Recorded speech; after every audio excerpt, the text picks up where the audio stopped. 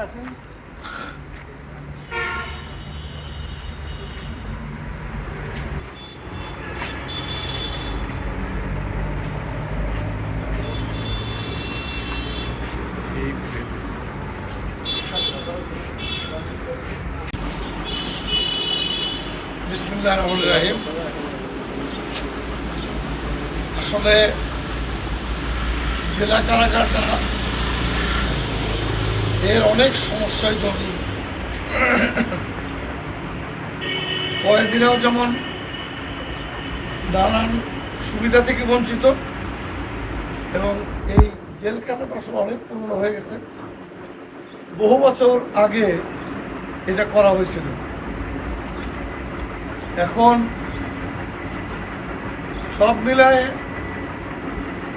এই বিষয়টা নিয়েও আমি কেন্দ্রে কথা বলবো ইনশাল্লাহ।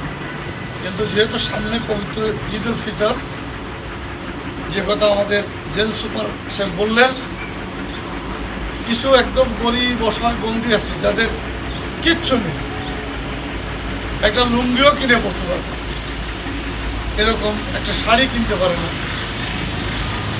খুব বেশি কিছু না, তবুও আমরা একটা টোকেন হিসাবে আমরা তাদের এই জেলের কয়েদিদেরকে দিতে চাই।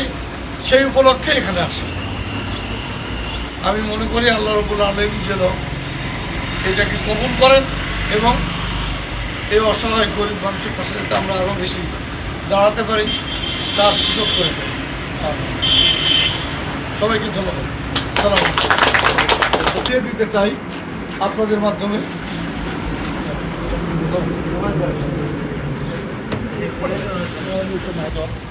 আমরা যারা বাইরে থাকি আমরা জামা আমাদের